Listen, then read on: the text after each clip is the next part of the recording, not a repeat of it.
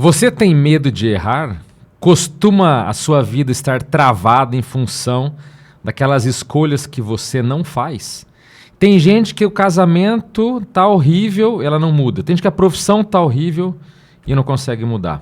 Para falar desses e de assuntos ainda mais profundos sobre os medos, os travões e os problemas de evolução, trouxemos hoje aqui uma convidada especial, Amanda Vieira. Seja muito bem-vinda. Obrigada. E junto comigo aqui, o de host também, Leonardo Schneider.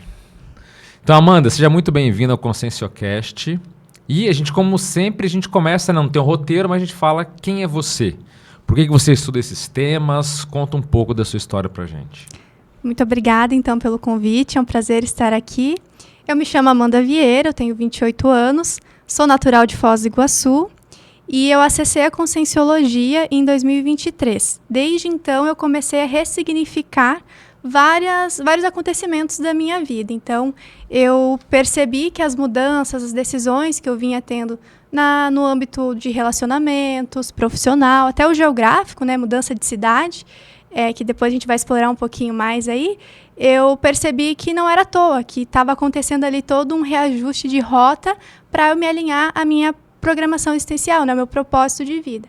E aí, por conta disso, por entender que o processo de tomada de decisão, a coragem de mudar, e quando eu identificava que era o momento de passar para um novo projeto, de fazer uma transição de carreira, ou mudar mesmo algo na minha vida, como isso fez com que eu me alinhasse a meu propósito. E isso me chamou a atenção por se tratar de um trafora. Então, uma vez que eu tenho esse trafora, eu começo a pesquisar para ver como eu posso... uma qualidade. Um traço forte. Eu tenho essa habilidade, essa facilidade de tomar decisões. Então, as pessoas acabam me procurando para pedir ajuda para tomar decisões e, a partir disso, eu comecei a pesquisar esse assunto.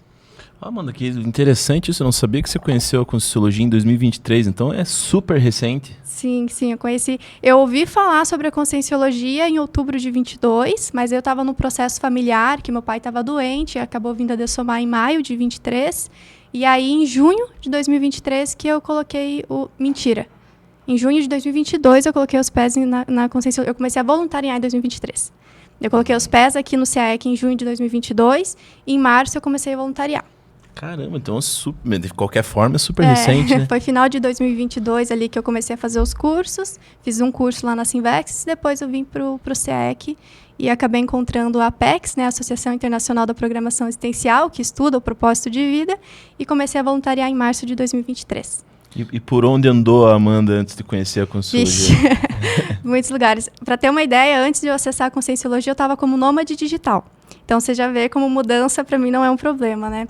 Mas, na verdade, o meu parceiro, hoje meu duplista, né? Na época a gente era noivo, a gente ia casar, mudamos de ideia no meio do caminho para formar a dupla evolutiva, que aí é uma proposta de uma técnica evolutiva, né? A gente morava em Joinville, em 2021, e nós decidimos vender todas as nossas coisas, colocar os nossos 2 gatos dentro do nosso carro e sair viajando pelo Brasil. Então, a gente começamos ali no Rio de Janeiro, fomos no Espírito Santo, e quando a gente estava na Bahia, no nosso 4º mês de viagem, mais ou menos, aconteceu meu pai, né, veio a dessomar, ele faleceu, e eu voltei para Foz do Iguaçu quando eu me aproximei da Conscienciologia, então, ali na metade de 2022, finalzinho de 2022. Então, eu estava viajando aí pelo Brasil, morei em Curitiba também, quando eu me formei. Eu nasci em Foz do Iguaçu, mas eu fiquei em Foz do Iguaçu até meus 7 anos. Uhum. Depois eu fui para o interior do Paraná, Santa Helena, que é uma cidade bem pequenininha, por motivo de trabalho do meu pai, transferência, né, de cidade. Voltei para Foz, fiquei até os meus 18 anos, quando eu saí de Foz casada. Tomei uma decisão ali, primeiro namorado, me casei. Fui morar com ele em Marechal Cândido, em Santa Helena de novo, e estudar na cidade de Marechal Cândido Rondon. Fui fazer faculdade lá na UniOeste, a gente tem a UniOeste em Foz do Iguaçu. Eu passei em Foz e passei em Marechal, mas eu fui fazer o curso de Direito lá na UniOeste de Marechal Cândido Rondon para casar com meu namorado. E aí o casamento durou só 9 meses, eu decidi, não estava dando certo, decidi sair do relacionamento, então... pensa para a família, né? 18 anos, doida, resolveu casar. 19 anos, doida, resolveu separar. Separei e fui para Marechal Cândido Rondon terminar a graduação. Daí de lá fui para Curitiba, Joinville e depois nomadismo. E agora cá estou. Então, passei por alguns lugares aí. Legal. Então, profissionalmente, você tem uma faculdade. Como é que é a tua área profissional, já que teve muitas mudanças, né? Tá, eu me formei em Direito. Terminei a faculdade em 2018.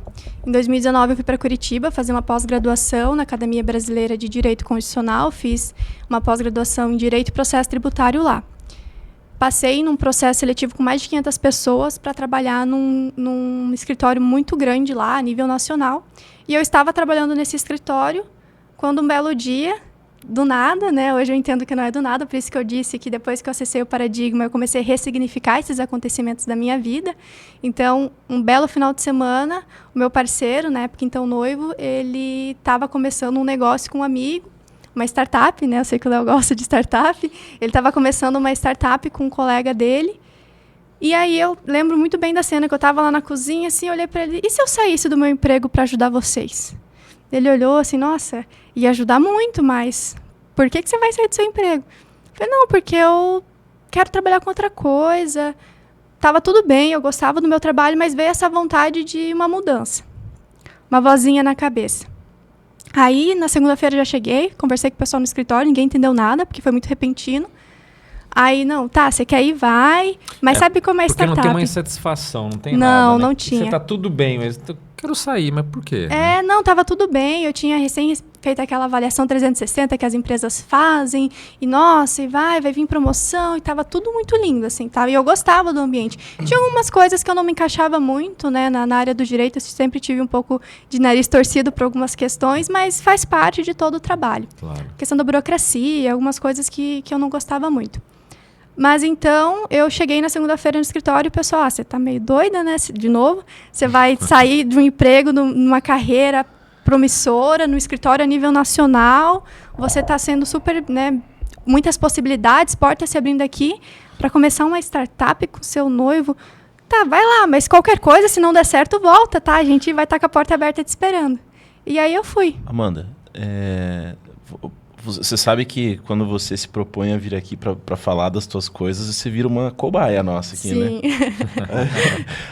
Você nos permite explorar um pouco mais essa história? Com certeza, eu vim aqui para falar disso. Então tá. Logo no começo do episódio, o Alexandre ele trouxe essa questão do medo de tomar decisão. Como se fosse aí talvez a linha mestre do assunto que a gente vai falar aqui, do medo de tomar decisão. Mas quando você conta uma história dessa, uma história de vida tua, que você, com 18 anos de idade, tem essa coragem de se separar, porque tem muita gente que muitas mulheres que ficam uma vida inteira presas num casamento por medo de reação de família, medo às vezes do próprio marido. Você com 18 anos de idade, com uma idade tão baixa, né, assim, com esse nível de coragem, então é uma decisão. Aí depois fazer uma transição de carreira nesse nível também com uma idade, né, super jovem, 25 anos. Normalmente as transições de carreira já acontecem numa idade mais avançada, né? Não me parece que você é uma pessoa que tem muito medo de tomar decisão. Não. Na verdade, assim, eu sempre fui muito teimosa. Então tem, né, o lado bom da coragem de tomar decisão, mas também tem o posicionamento, né, o autoposicionamento, a pessoa que consegue se posicionar. Então é tanto, às vezes, acerta para fazer mudanças positivas, quanto para também tomar decisões erradas. Então, por exemplo, quando eu decidi me casar, foi algo... Não foi muito bem pensado, não foi algo assim, vamos ver se o relacionamento vai dar certo. Era um relacionamento de pouco tempo, 2 anos e meio. Mas eu estava posicionada de que eu queria morar junto, e tinha toda a questão familiar, do catolicismo, tem que casar para sair de casa e tudo mais. E eu fui nessa. Mas aí, a partir do momento que eu vi que aquilo não estava dando certo e que não era para mim, e aí tem outros fatores, divergências de prioridades, ele queria ter filhos, eu não queria ter filhos, porque minha prioridade sempre foi minha faculdade, a educação, sempre foi um valor muito importante. E aí, a partir do momento que começou, até então eu não sabia, né, do propósito de vida, não tinha essa ideia, eu não pensava sobre isso, mas que desalinhou daquilo que eu me via fazendo no futuro, eu preciso mudar. Eu preciso sair daqui, porque está indo para um outro caminho, uma outra rota que não é a que eu pensei para mim. Então, antes era algo muito inato, era algo que eu tinha, assim, meu caminho é por aqui, essa decisão errada que eu tomei está me levando para cá, então vou ajustar. E aí, principalmente no processo de divórcio, foi muito difícil, porque eu tinha 18 anos, eu não tinha renda, eu estava fazendo faculdade, então eu saí de casa, fui morar... Às vezes até isso, né? Da dificuldade de tomar decisão então, por você ter uma dependência financeira do teu parceiro ali. E aí tem algo que eu já refleti muito a respeito disso, até pelas minhas pesquisas, que tem 2 fatores para a pessoa ter coragem de tomar decisão. O primeiro é um fator interno, o fator da pessoa, a coragem de mudar, a coragem de tomar uma decisão, de assumir os riscos, de arcar com as consequências. O segundo ponto é o contexto de fora, o contexto que ela está inserida. Então, por exemplo, no meu caso, eu sabia que eu sairia de lá do relacionamento, teria a casa dos meus pais para voltar. Voltei para casa dos meus pais, fiquei um sábado e um domingo lá, já arrumei um quarto na casa de uma amiga da faculdade para morar com ela, meus pais me ajudaram financeiramente por um período, até eu conseguir um emprego, e as coisas se ajeitaram, mas eu tinha essa segurança. Mas aí, qual que é a reflexão que eu faço a partir disso? Às vezes, a pessoa ela tem um contexto favorável para uma mudança e ainda assim ela não faz essa mudança. E às vezes a pessoa não tem um contexto favorável e ainda assim ela faz a mudança. Então, assim, o fator interno dessa disposição a mudar, dessa coragem de tomar essas decisões, ele acaba sendo muito mais relevante do que o fator externo. No meu caso, o fator externo sempre foi muito favorável. Para a transição de carreira, para a mudança de profissão, eu tinha ali, né, o meu duplista, que a gente tinha uma condição financeira que nos permitia arriscar, ficar um período ali sem renda, a gente tinha o carro que a gente podia vender, então a gente conseguia se virar. Então foi tudo muito planejado, não foi nada, não me joguei de um abismo assim, vou mudar. Era tudo planejado, com Mas uma coisa que você falou que eu acho muito importante, porque assim, a pessoa fala assim, eu não quero fazer uma mudança porque eu quero ter o máximo de segurança para aquilo. Mas do que você já viu na sua experiência, como é que... Porque as duas opções que você falou são muito importantes. A pessoa tem estrutura e não muda, e o contexto às vezes é desfavorável, mesmo assim ela faz a mudança, né? Tem um norte para se tomar para que seja uma escolha, vamos dizer assim, mais discernida? Porque a questão às vezes da coragem, a pessoa fala assim, eu vou, e até o pessoal brinca que o cemitério ele é silencioso, né? Porque você fala, o Steve Jobs largou a faculdade, virou Steve Jobs, né? Então quem é sucesso, é óbvio, mas quantos, às vezes, milhares que falaram, não, eu vou fazer, e não deu certo. E estão no cemitério ali silenciosamente, ninguém sabe do caso, né? Então como é que você vê essa questão de quando avançar, quando recuar? É o quê? Uma questão íntima, é uma análise emocional, o que é? Eu acho que tem vários fatores, vai depender sempre muito da situação, né? Mas o que eu vejo assim como sendo transversal em todos os casos é essa análise, esse cálculo de risco. Então se eu tomar essa decisão, se eu mudar, qual que é o pior cenário? O que de pior pode acontecer? Alguém vai morrer porque eu fiz isso? Não, ninguém vai morrer, tá. Se eu ficar desempregada por 2 meses, tá, eu não vou conseguir comprar as últimas roupinhas aí da moda, mas também não vou passar fome porque o meu parceiro consegue sustentar a casa. E aí tem um ponto muito interessante que é a questão do orgulho também, né? Que às vezes as pessoas ficam presas numa situação para não baixar um pouquinho o estilo de vida, para não aceitar a ajuda de outras pessoas. E eu nunca tive problema com isso, assim.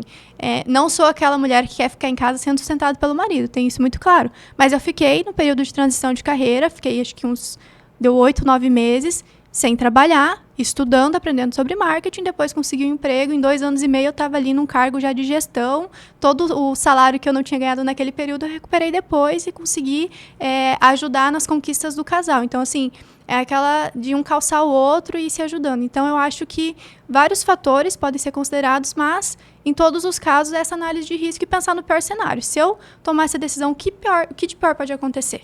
Se for algo que você está disposto a assumir, a correr o risco ou a lidar com as consequências, beleza. Não, aqui, se eu não fizer isso, tem uma pessoa que depende de mim. Aí é outra história. Se eu tivesse filho, por exemplo.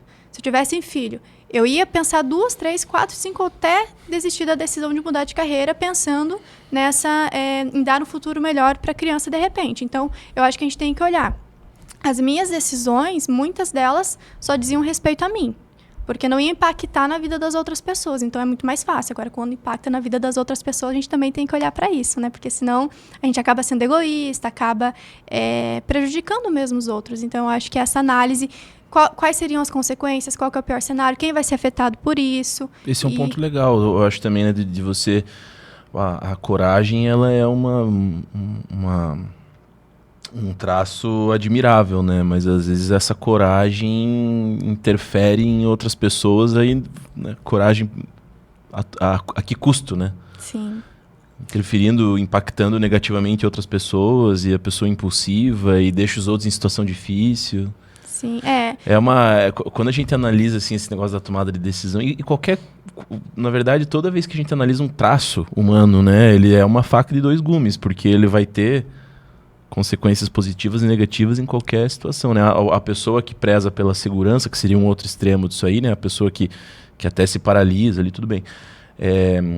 A pessoa vai ter um traço positivo ali também de ponderação, de análise e tudo, né? Mas às vezes a pessoa fica presa naquilo ali também e não consegue sair do lugar e não consegue dar um passo, às vezes, do que ela poderia ser muito mais produtiva, muito mais feliz, inclusive, mas ela não consegue, ficar patinando naquilo. Né? Tem um problema muito sério que eu vejo hoje na nossa geração, talvez até numa geração anterior. A nossa geração, da geração Z, já é mais de tomar risco.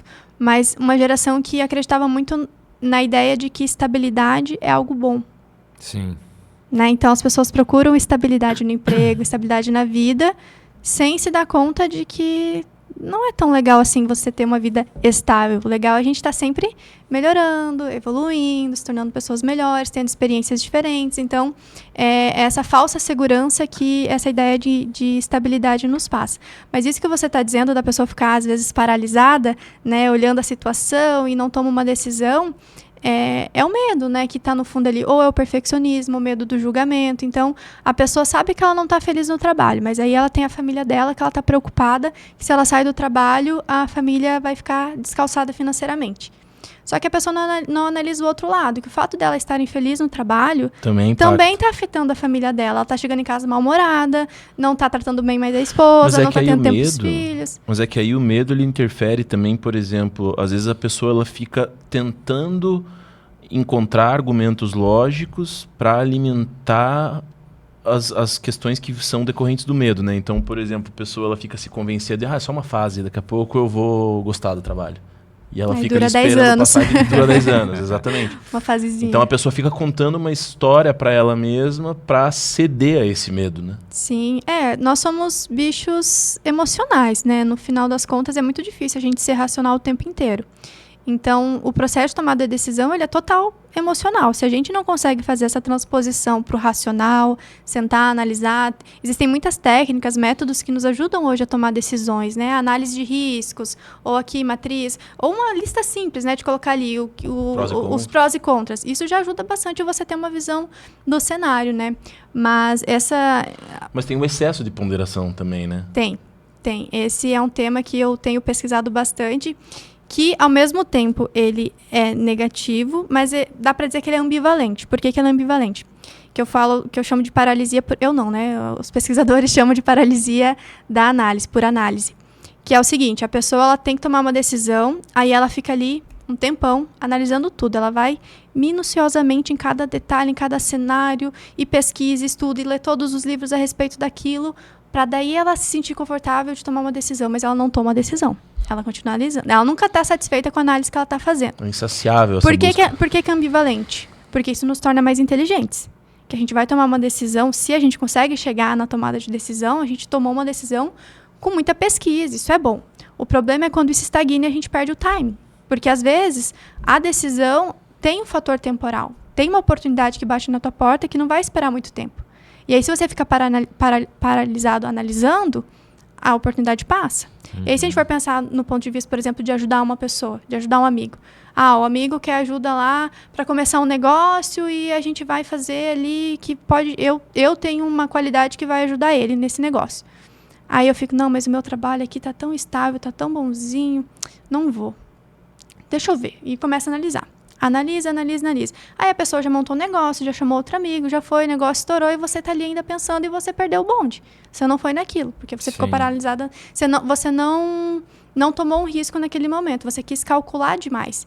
E aí esse cálculo excessivo, essa análise minuciosa, você perde o time das coisas. Então isso é algo que a gente tem que ponderar. E aí o ideal é nem paralisar analisando, ficar preso aí nesse processo de análise, pensar, refletir, e também não tomar uma decisão precipitada sem ter algum nível de ponderação. Mas aí a pessoa ela fica ali ponderando, escrevendo, calculando, e daí o bonde passa, outra pessoa entra no lugar dela, aí isso aliado ligado aos conhecimentos aí de espiritualidade, então a pessoa, se apareceu outra pessoa porque não era para ser. Daí a pessoa justifica, né? Que não era pra... Aí vai embora. Daí chega outra oportunidade, ela faz a mesma coisa, né? Então, assim, o excesso de ponderação e o excesso da uma racionalidade porque eu acho que, assim, nesses casos é uma suposta racionalidade. É isso. Porque a pessoa, ela tem alguma trava emocional por trás que ela não percebe e ela fica, através de argumentos lógicos, alimentando aquele medo, aquela insegurança e não percebe que tem uma trava emocional por trás daquilo. É bem isso. É um emocionalismo, é o medo de errar.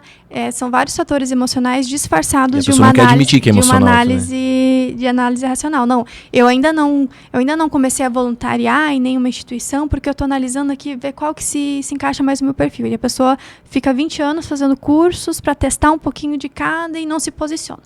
E não vai. Mas, na verdade, ela está com medo de assumir um compromisso. Não é que ela está analisando, ela está com medo de assumir um compromisso. Exato. Eu tive uma amiga que foi muito interessante porque quando aconteceu com ela, me fixou muito o exemplo. Que ela tinha se formado em gestão ambiental, tecnóloga, e aí ela falou, agora eu vou ver o que eu vou fazer. Talvez eu faça uma faculdade de administração, talvez eu faça uma pós-graduação. Daí eu fiquei um tempo sem falar com ela, e aí, começou? Não, agora eu estou pensando se eu faço RH ou se eu faço não sei o quê. Passou mais um tempo, e aí? Não, agora eu estou pensando se eu faço uma pós, acho que eu vou ficar na minha área mesmo. E assim, um tempo ali de 4, 5 anos que ela terminou uma graduação que ela queria emendar, continuar estudando, que ela ficou pensando no que ela ia fazer. Ela pensou em fazer administração, pensou em fazer um monte de coisa e não deu o passo. E aí teve filho, e aí o negócio já desandou e ela não foi. Hoje eu não sei mais se ela... Eu acho que ela nem chegou a entrar nessa segunda graduação. Mas nesse processo de ficar olhando todos os cursos, imaginando os cenários e vendo o que é melhor e conversando com fulano. E esse negócio de conversar com as pessoas para tomar decisão é algo muito perigoso. Ao mesmo tempo que é muito positivo, dentre as minhas técnicas de tomada de decisão, conversar com pessoas que eu confio, pessoas que são exemplo para mim, faz parte, a gente tem que selecionar muito bem as pessoas com quem a gente vai pedir opinião. Porque as pessoas, às vezes, muito bem intencionadas, mas também pelo emocionalismo, pelos apriorismos delas, pelos preconceitos que elas têm, elas acabam influenciando na nossa decisão ou colocando fatores emocionais que fazem com que a gente não tome a decisão, com que a gente fique com medo de tomar a decisão. Por exemplo, a minha família, se eu tivesse ouvido a minha família, eu jamais teria saído do direito. Porque eles realmente achavam que era algo que eu ia estar perdendo todo esse tempo que eu estudei. E hoje você analisando, foi a decisão certa? Com certeza, com certeza. Depois eu quero falar mais um pouquinho sobre como foi o processo de chegar a hoje, né, ser professora, que hoje eu sou professora universitária, como isso me realizou. E se eu tivesse ficado no direito, seria algo muito diferente do que eu estou fazendo hoje. Eu poderia chegar a ser professora, mas ia ser algo diferente do que eu estou fazendo hoje. E o que você acha dessa questão de decisão? Porque eu já vi algumas pessoas falando assim, não, se você quiser crescer, cerque-se de águias. Já viu essa expressão? Cerque de pessoas que sejam melhores que você, que sejam fora de série e tal. Até recentemente eu vi num podcast uma pessoa falando assim, não, se você quer mudar, você não pode ouvir pessoas que são, tipo assim, medíocres. Estão abaixo de você, não é? Né? Se você quer ouvir pessoas que estão iguais a você, você não vai pedir opinião delas. Você tem que pedir opinião de uma pessoa. E hoje tem internet, hoje tem tudo. Você tem que se conectar, pagar mentoria, sei lá, você faz alguma coisa para conectar com pessoas que têm uma mentalidade diferenciada. Você acha que isso... Porque nesse negócio de ouvir opinião de alguém que tem que não está ligado emocionalmente com você, ou que tenha uma visão... Você acha que isso é válido? Eu acho sim. Na minha experiência, né, o que acontece? Para uma mesma decisão que eu ia tomar um tempo atrás, eu conversei com 5 pessoas diferentes. Uma tinha um interesse ligado à minha decisão. Ia afetar ela também. Ela falou, não faz isso. A outra tinha mais ou menos o interesse também, mas não tanto. Ela também falou, não faz isso. Mas as duas pessoas, no assunto que eu estava me decidindo, elas não eram assim... elas não tinham passado por aquilo. E a outra pessoa com quem eu fui conversar passou por aquilo. E quando eu falei para ela, olha, ela falou, não, vai ser bom para você. Você vai ter que pagar o preço, vai ser difícil, as pessoas vão falar, mas para você vai ser bom para o futuro. Pensa lá na frente, seja um pouco egoísta agora, para você ser mais assistencial no futuro. Então, a pessoa me deu todo esse encaminhamento. Aí, quando eu parava para olhar para as pessoas e ver o que elas já tinham feito, aquela pessoa que tinha falado vai e faz, era o que eu queria, é a pessoa que eu queria ser, quem eu queria seguir. Não que as outras também não fossem, mas aquela pessoa era mais, sabe? Então, assim, o fato de olhar porque a pessoa já fez, porque a pessoa já realizou, quem a pessoa é, conta muito no processo de decisão. Então, assim, quem que você vai ouvir? Você não vai ouvir qualquer pessoa. E aí, às vezes, a gente corre, a gente mistura, né, o sentimento, como a gente gosta da pessoa, com um lado racional do que a pessoa fez, do que a pessoa é. Então, é importante a gente, quando a gente for falar de decisão, tentar ser mais racional. E aí, tirar o fator afetivo, tirar o fator emocional. A gente vai ouvir as pessoas, a gente vai ouvir a nossa mãe, vai ouvir a nossa avó que a gente gosta. Mas, por exemplo, as avós, as mães, elas viviam uma época diferente, elas têm uma visão de mundo diferente, elas tomaram as decisões com base em premissas que hoje pra gente já não são tão válidas. Então, por exemplo, questão de relacionamento. Na época da minha avó, um divórcio era impensável, ia destruir a vida dela se ela fizesse isso. Não era uma opção para ela. Se eu fosse me orientar com ela, ela ia falar, não, isso vai destruir a sua vida. Não destruiu, porque hoje os tempos são outros. Ainda tem estigma na divorciada? Tem estigma, mas é algo superável. Não é algo como era... Não vou deixar de conseguir um emprego porque eu sou divorciada, como era na época dela. Então, fazer essa diferenciação. Essa pessoa já passou pela situação? Qual que é a experiência dela? O que ela já fez da vida dela que tem relação com esse processo que eu vou tomar a decisão? E aí a gente ouvir ou descartar. Porque às vezes a gente vai ouvir as pessoas, mas vai ouvir para pegar opinião, pela consideração, mas não necessariamente aquilo deve influenciar no que a gente tem que selecionar o que vai influenciar, né? Então, mas eu acho super válido a gente procurar esses feedbacks, né, de pessoas com experiência, com resultados na área. Então, por exemplo, vou tomar uma decisão aí no âmbito de relacionamentos. Eu vou ouvir uma pessoa que está aí com 40 anos, só teve relacionamentos frustrados, nunca deu certo. Não vou, a pessoa não é um exemplo para mim no âmbito de relacionamento. Eu vou ouvir alguém que tem ou é uma pessoa solteira, mas que está super bem resolvida, ou é uma pessoa que tem um relacionamento estável, já teve namoros que duraram, que foi um namoro que eu admirasse. Então, acho que a gente tem que fazer essa seleção, sim, de quem a gente vai ouvir. Acho que é bem importante. E fala um pouco mais dessa fase de transição que você falou que você queria comentar sobre Vamos aprofundar isso. Esse eu também tô a fim de escutar. E assim... você comentou que você estava num momento ali na empresa e que você não teria muitos motivos assim para... Nenhum. Quer dizer, tem um caminho promissor pela frente, é o que você estudou para fazer, ganhando bem, gostava. Eu gostava muito do direito. Eu fui fazer direito. Na verdade, eu queria fazer faculdade de História, né? Mas aí todo mundo me desencorajou. Eu ouvi as pessoas, na época era bobinha, né? Falaram, pai, mãe, professor falaram, não, vai fazer Direito, porque se você fizer História, você vai passar fome. Aí eu ouvi o pessoal e fui, né? Mas eu gostava muito do Direito, principalmente da parte tributária, que foi onde eu me especializei e era com o que eu estava trabalhando. E assim, era um ambiente muito bom, era um escritório muito bom, a remuneração era legal, tinha plano de carreira, então era um negócio bem estruturado e eu estava muito bem. Eu estava ainda na época como trainee, ainda não era consultor, então tinha profissionais excelentes me treinando ali. E quando eu fui conversar com eles até para sair, eles falaram que eu era o diamante deles. Então eles me tratavam como diamante, uma pessoa que eles estavam formando e que tinha muito potencial, e eles deixavam isso claro o tempo todo. Então assim, falando do ponto de vista do ego, né? Então o meu ego ali estava muito bem. Estava assim, não, aqui tem o futuro, vai dar tudo certo. Mas aí, o que aconteceu? Foi algo mudou na minha cabeça. Algo mudou na minha cabeça, assim, muito repentino, muito... Na época eu achava que era do nada. Hoje eu entendo que foi uma inspiração. Foi ali... Começou um processo de uma jornada de realinhamento.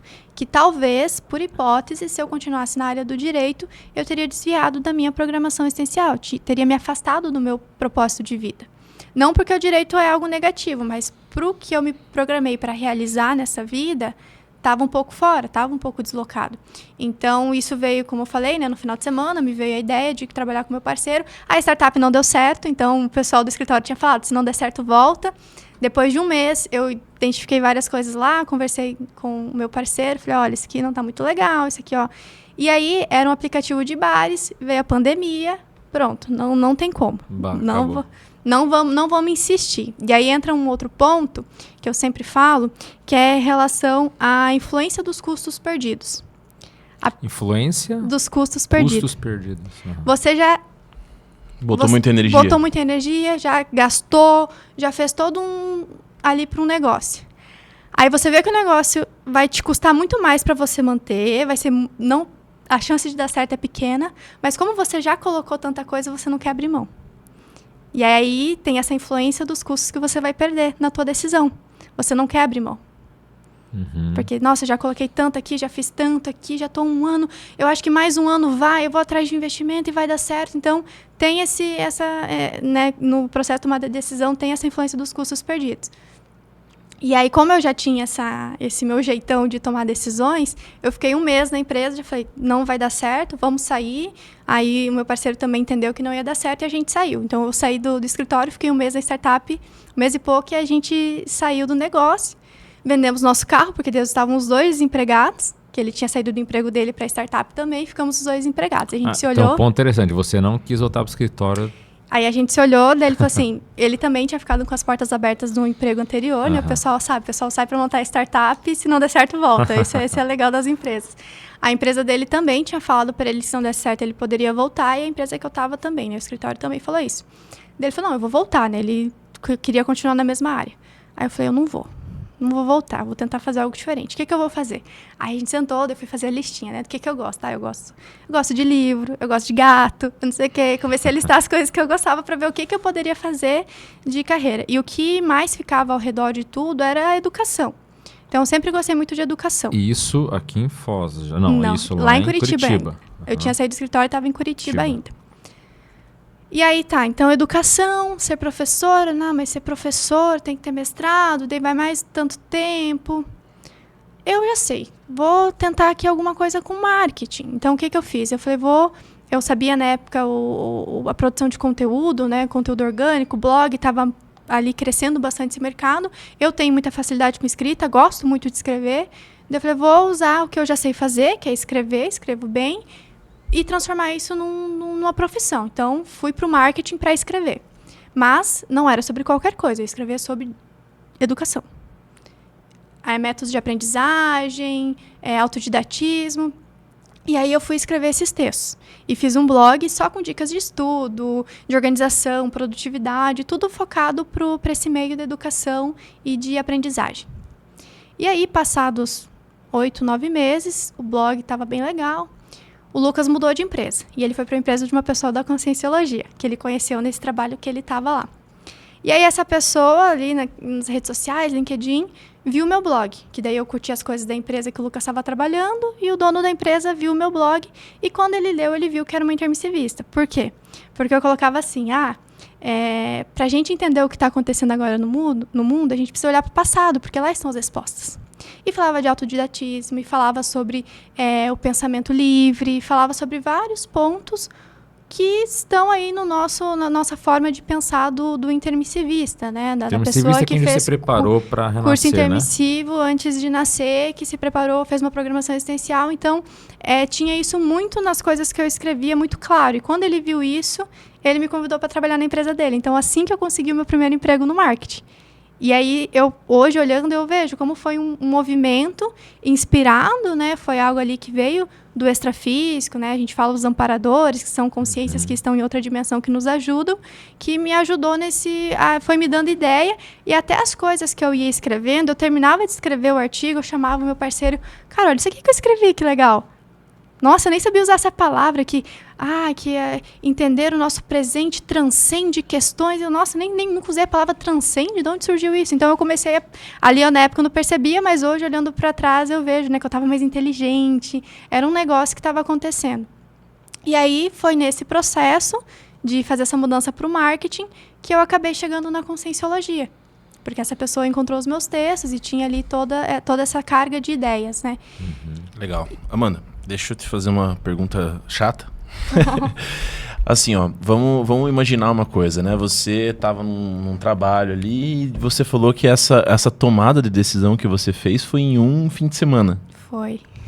Tipo, isso aconteceu ali, vamos dizer, 2 dias já foi o suficiente para você fazer uma reflexão mais profunda, chegar na segunda-feira e falar, tô fora, e eles... Como assim, né? A nossa menina, como é que chama? Diamante. Do nada chega aqui e fala isso, né? E aí, voltando naquele assunto que a gente estava falando dos aspectos emocionais, e que você em um fim de semana tomou uma decisão de trabalhar com o teu parceiro, teu noivo na época. existe alguma chance disso ter sido algum aspecto emocional de você querer estar mais perto dele, de você querer... Sim. E no final das contas acabou dando certo? Sim, total, com certeza. O que acontece? Quando veio a ideia de mudar de carreira para trabalhar com eles, era um momento assim, ele estava postando as fichas naquilo, né? Ele tinha saído do emprego dele e estava postando as fichas naquilo. Eu estava no escritório. Quando veio a ideia, o que a gente conversou? Tá, se não der certo, o que vai acontecer? Bom, vou voltar para o mercado de trabalho, vou arrumar emprego em outro escritório. Então, aquilo que eu falei antes, de analisar o pior cenário, o negócio não dá certo e eu volto para a advocacia. Porque assim... Ao mesmo tempo que eu tenho facilidade de mudar, isso também é um perigo. Porque daí não vou fixar em nada, entendeu? Uhum. Esse é um risco. É algo que eu tenho que estar atenta.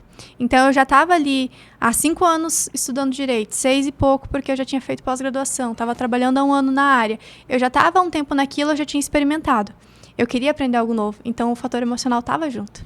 E quando você fala assim, por exemplo, hoje você pode olhar o cenário assim lá de cima, assim, o mais macro possível e falar, pô, no final das contas foi amparado.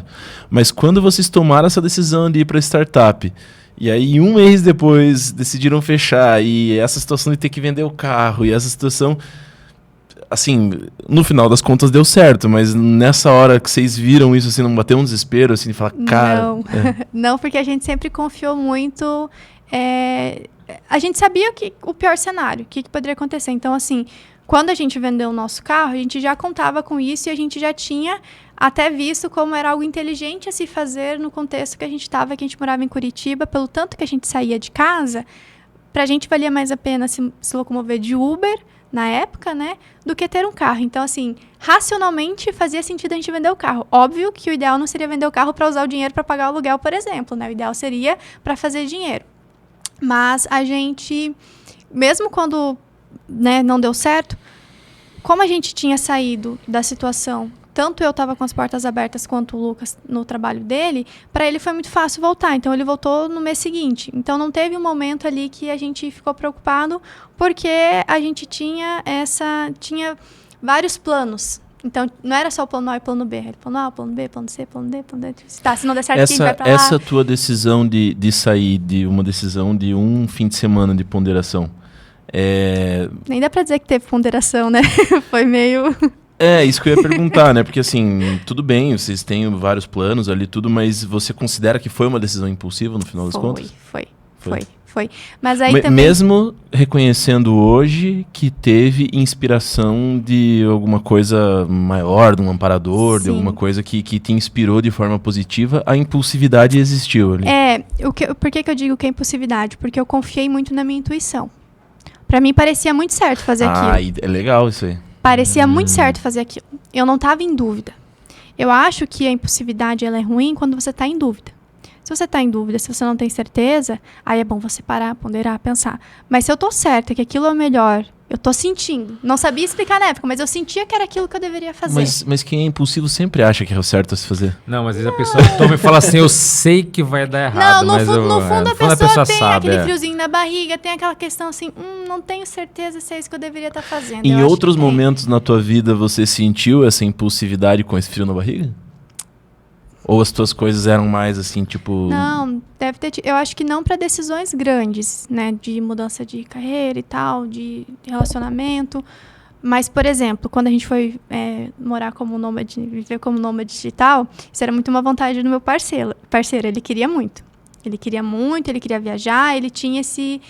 Eu já tinha um pezinho atrás com isso, que eu gostava de ter o meu cantinho, gostava de ter casa. Então, essa foi uma decisão que eu tomei. Não foi impulsiva, porque a gente conversou muito, mais de 1 ano que a gente ficou conversando e pensando. Mas foi uma decisão tomada com um pezinho atrás. Mas eu fui, então, no final das contas foi bom, porque como a gente estava como nômade, quando o meu pai faleceu, eu consegui vir para Foz imediatamente, porque eu não tinha casa para liberar, não tinha nada muito preso. Tava solta e pude voltar para Foz e me fixar aqui sem maiores preocupações. No final das contas também deu certo. Também deu certo. mas foi um processo, assim, que não foi uma decisão impulsiva, mas que teve um frio na barriga, que teve, eu não tenho certeza se é isso que a gente deveria fazer, mas corremos o risco e fomos experimentar. Deixa eu só perguntar um negócio, só para dentro dessa questão, você falou da intuição, que foi muito forte. Como é que é o teu modo nesse processo? Você pensa assim, e se der errado ou e se der certo, que o pessoal fala, né? É sempre assim, não, pode dar errado, pode dar errado. Ou o teu modo de pensar, não, e se der certo, o que eu faço? Como é que você age nesse sentido? Você pensa mais nos problemas que pode ter ou se aquilo que você está focando no novo der certo? Eu acho que eu penso nos dois. Eu acho que eu sempre levo em consideração Os dois. os dois contextos. Porque eu sempre vou olhar por que eu estou tomando essa decisão, qual que é o lado positivo, o que isso vai trazer. Eu penso no que vai dar bom, né, no que vai ser certo, mas eu também penso, tá, e se não der certo? E se não for o melhor? Se for um erro?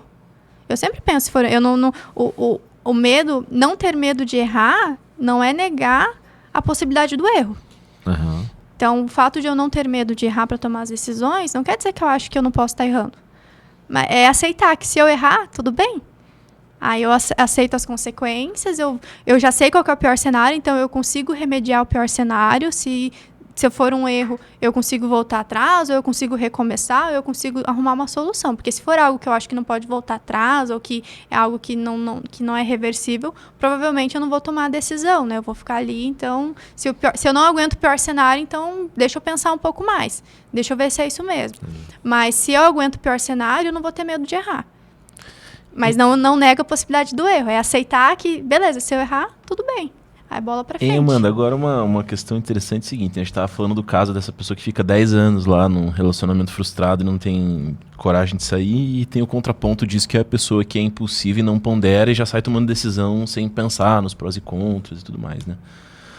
Agora, quando a gente pega, por exemplo, o caso de empreendedorismo, assim, né? O empreendedor, o dia a dia do empreendedor é tomar decisão, né? Tá o tempo todo tomando decisão.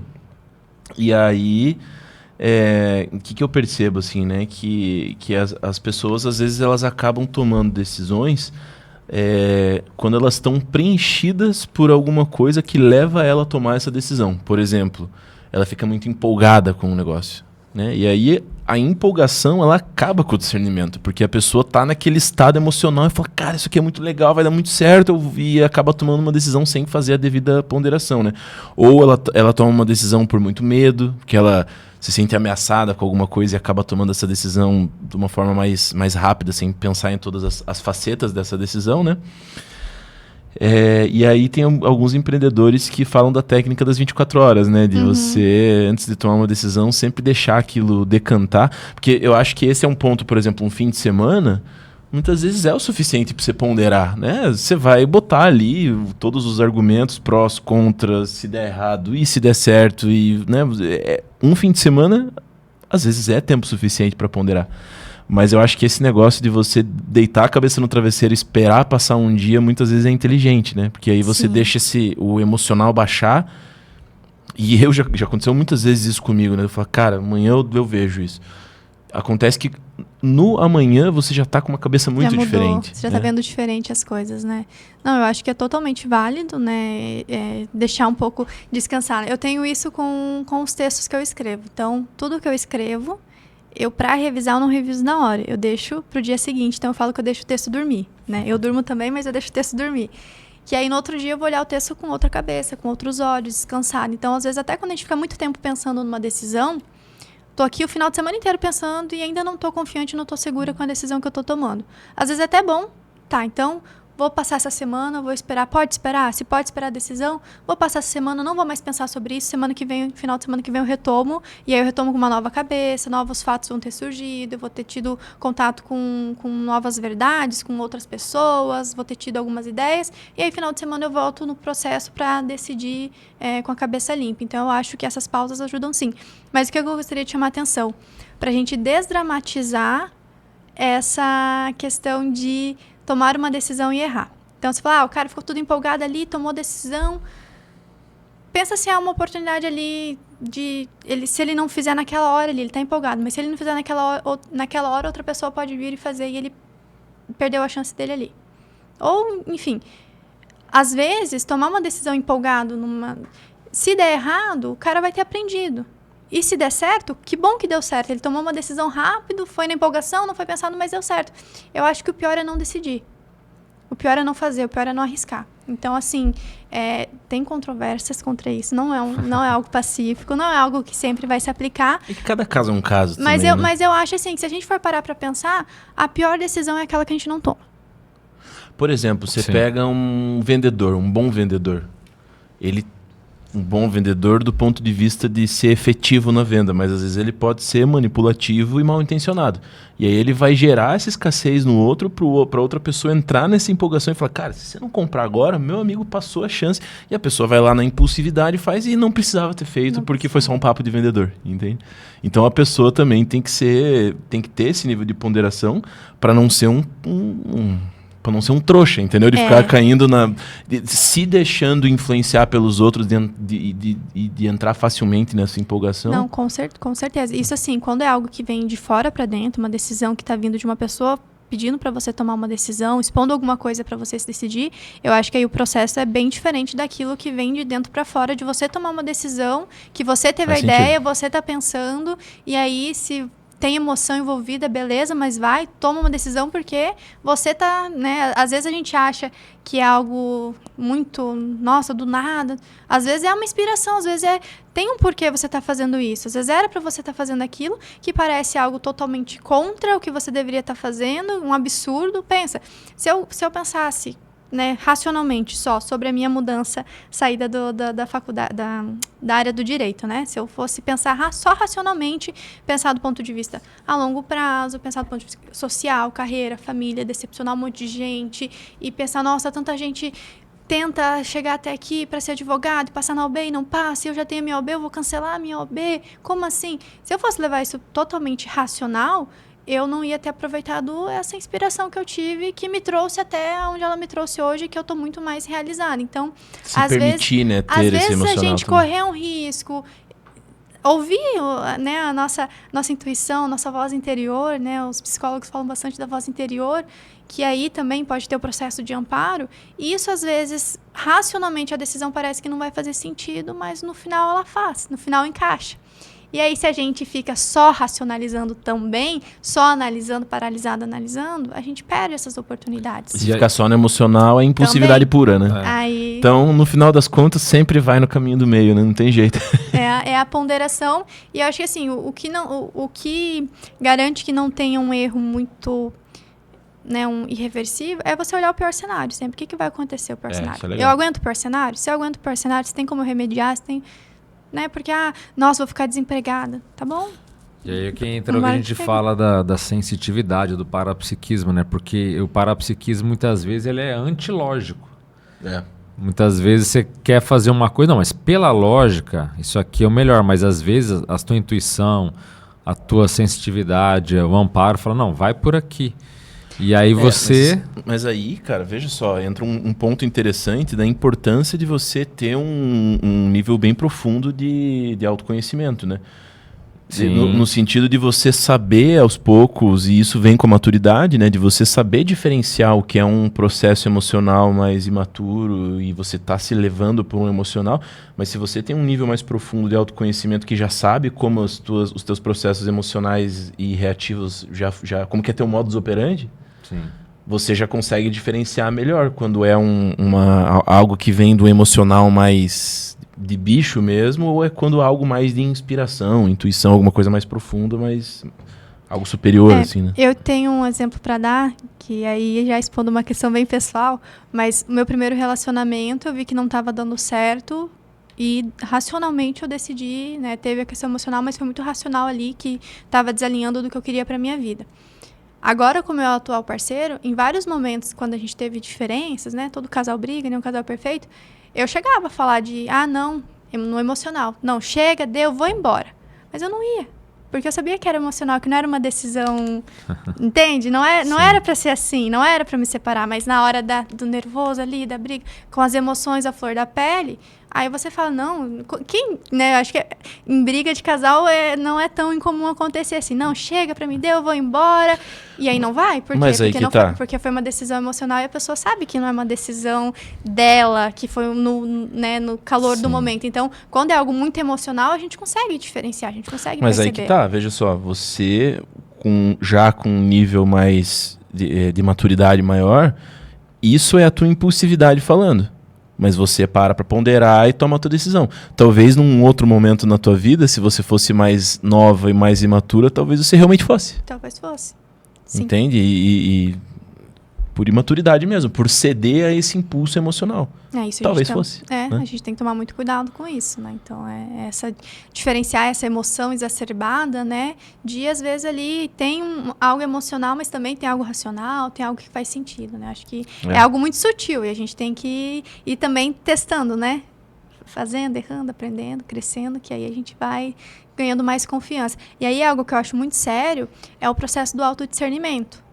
Para a gente estar alinhado à nossa programação existencial, nosso propósito de vida e tomar as decisões que vão nos levar a realizá-lo, só a gente vai saber o caminho. Então, o nosso autodiscernimento para tomar as decisões no dia a dia, para fazer essas mudanças, para ouvir as pessoas e não cair, nossa, isso aqui tem tudo a ver com você. Pô, mas isso aqui está um pouco fora da minha programação, que eu sei que minha programação não é por ali. Eu não vou ouvir a pessoa, eu vou no meu autodiscernimento. Não, mas você precisa fazer isso é o melhor. Não, mas eu sei que não é o melhor, então eu não vou me deixar influenciar, aquilo que a gente estava falando antes, né, das pessoas influenciarem. Então, a confiança no autodiscernimento, de saber que aquilo é certo. Então, para mim, antes de acessar a conscienciologia, o meu autodiscernimento de que aquele relacionamento não estava dando certo, que não era o melhor para mim, que ia tirar daquilo que eu queria, ele predominou e eu tive que comprar briga com a minha família inteira. Briga, assim, desagradá-los, sabia que eles não iam ficar felizes, né? Eles eram todos religiosos, então foi, assim, um posicionamento muito difícil, mas eu estava confiando no meu autodiscernimento, porque falavam para mim, é imaturidade, é muito precoce, você acabou de casar, você nem tentou. Gente, mas se em 9 meses já tá assim, imagina daqui pra frente como vai ficar, né? Que era pra ser a fase de lua de mel, já tá assim. Então, o meu autodiscernimento, eu tava vivendo aquilo. Eu tava tendo a experiência, então eu sabia o que era melhor. Então, eu acho que essa confiança no nosso autodiscernimento também, no processo de decisão, nos ajuda a perder o medo de errar, né? Nos ajuda a superar o medo de errar. E, Amanda, agora um ponto legal que eu acho pra explorar, seguramente você já deve ter refletido sobre isso, né? Mas umas coisas que você contou aí que me chamou a atenção é que você falou que quando você estava nesse processo de tomada de decisão da tua carreira lá, com seus 16, 17 anos, você queria fazer história e a tua família te desencorajou e né, que você iria passar fome, então te incentivaram a estudar direito. E isso é uma coisa extremamente comum nessa fase, né? As pessoas ali, os adolescentes que estão para tomar essa decisão, serem fortemente influenciados para a família nessa escolha da carreira, né? E você vê que interessante, né? Você já queria tomar uma decisão que ia te levar para o caminho da docência. E aí você cedeu a essa pressão da família, vamos chamar assim, aí você deu volta e foi direito e pós-graduação e carreira para chegar e tomar uma decisão aos teus 25 anos de idade, quase 10 anos depois, e voltar para a área da educação, que era uma coisa que intuitivamente você já sabia que era isso que você queria para a tua vida, né? Então você vê como a gente, de certa forma, já vem com isso inato e como o meio influencia na nossa tomada de decisões, né? E aí a responsabilidade também, que eu estou misturando vários assuntos aqui, mas assim, a responsabilidade que a gente tem ao dar nossa opinião para outra pessoa, né? Sim. Porque a tua família falou assim, não, tudo bem, você tem essa intuição, esse desejo íntimo de fazer isso, mas não, isso não é bom para você. E às vezes nem é uma má intenção, entendeu? É uma questão assim que eles querem teu bem, eles querem te orientar com base né? Tem mais experiência de vida, mas aí depois de tudo isso, você já na tua maturidade começa a valorizar mais a tua intuição e volta para aquilo que aos 16, 17 anos você já tinha esse desejo, né? Não sei se chegou a fazer essa reflexão. Sim. Então, eu me tornei docente esse ano. Então, foi em fevereiro. É recente que eu fiz essa mudança, né? Que eu estava como gestora de marketing numa empresa e aí eu saí dessa empresa para procurar essa oportunidade como docente. Acabei encontrando no curso de comunicação social. Então, hoje eu dou aula para pessoal, para os calouros, né? De comunicação social. Então, hoje eu estou em sala de aula dando aula. Mas quando eu era criança, que eu tinha meus 6, 7 anos, meu apelido na escola já era professorinha. Então não é algo ali nem da adolescência, é algo da infância. Porque eu saía no intervalo, enquanto as outras crianças iam brincar de pega-pega e tal, eu tinha uma maletinha laranja que eu levava papel e eu ia para as crianças menores da aula. Então, de certa forma, eu sempre fui professora. Na faculdade, os amigos iam na minha casa estudar na véspera de prova para eu passar o conteúdo com eles. Então, eu sempre estive ajudando, ensinando outras pessoas e sempre se manifestou comigo, assim, com muita naturalidade. Então, esse caminho que eu fiz de ir para o direito Hoje eu vejo como sendo algo assim, eu precisava passar por ali para ganhar uma certa maturidade, para entender algumas coisas. Hoje, o meu conhecimento de direito me ajuda demais, não só na minha vida pessoal, quanto também nas minhas pesquisas. Por entender sobre direito, eu consigo entender sobre para-direito. Por entender como funciona ali todo o processo. Para-direito seria um direito... O direito parapsíquico. De outras dimensões. De outra dimensão, né? Esse direito, as leis do cosmos que vão regir aí, né? As relações, a lei do karma. Então, ter esse conhecimento prévio de direito me ajuda muito nas pesquisas que eu realizo hoje. E na própria programação existencial, né? Que a gente estuda lá na Apex. Programação existencial, a gente fala das obrigações evolutivas, por exemplo. Aquilo que você se propôs a realizar aqui. É uma obrigação, o direito das obrigações. Isso eu estudei na faculdade. Então, isso me ajuda a absorver o conteúdo, fazer essa transposição do paradigma convencional para o paradigma consciencial com muita facilidade. Se eu tivesse feito só história, talvez eu não teria assimilado tão fácil o paradigma consciencial como eu assimilei, porque eu cheguei, eu já entendi, já tive recuperação ali de ideias e foi muito tranquila essa transição paradigmática.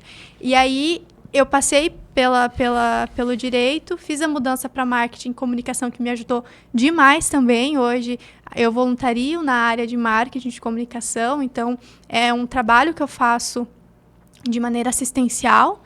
E hoje eu estou em sala de aula fazendo esclarecimento. Então, assim, foi um processo que, por mais que a família tenha influenciado para eu tomar, se eu tivesse ido direto para a docência, eu não teria essas experiências que são muito importantes para hoje eu conseguir fazer o que eu faço em termos de pesquisa, de programação existencial, do meu propósito de vida. Eu acho que parece que foi algo assim, estava desviando, mas talvez aquele era o caminho mesmo, sabe? Eu ainda não sei dizer, minha autopesquisa ainda tá engatinhando nesse sentido.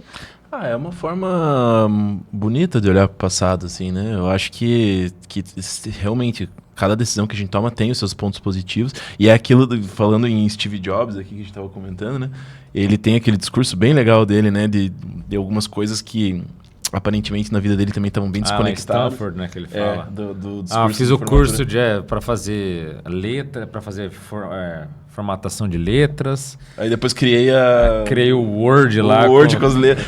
Quer dizer, ele fala de conectar os pontos, porque várias coisas no passado dele que aparentemente não tinham conexão nenhuma, depois convergiram para ele. A gente sabia aproveitar as nossas experiências, né? Então, aquilo que eu falei de tomar uma decisão, mesmo que seja alguma coisa, você vai tirar dali. Mas assim, ó, a forma que eu vejo isso é o seguinte: não tem como saber como seria a tua vida se você tivesse entrado direto na história e tivesse feito ali, já encaixado no mestrado, doutorado, talvez fosse um caminho melhor, pior, não dá para saber. Não dá. E como não tem como saber disso, nem vale a pena gastar energia pensando em como seria. Você tem que olhar para o que aconteceu e falar como que eu posso aproveitar ao máximo tudo que eu somei de experiência, porque isso te dá uma visão hoje que realmente não te daria se você tivesse só entrado no curso de história. E dá segurança para tomar decisões hoje. Então, o fato de saber que as decisões que eu tomei lá atrás, que talvez hoje não teria tomado, teria feito diferente, mas beleza, me ajudou tudo a chegar serve. até que tudo... Óbvio, né? Às vezes a gente vai tomar uma decisão ali que daquela experiência talvez não saia nada produtivo, mas a maioria das vezes vai sair algo produtivo, né? Uma decisão errada também traz um aprendizado, Mas alguma até coisa. se não for produtivo, esse também é o aprendizado. Exato. Então, assim, a gente saber olhar para as decisões que a gente tomou e tirar dali uma lição, tá valendo. Então, é melhor do que ficar estagnado e não fazer nada e água parada, sabe? E por que eu tô comentando isso? Porque tem muita gente também que fica presa no passado. Mas se eu tivesse... Cara, esquece esse negócio, né? Se acaba.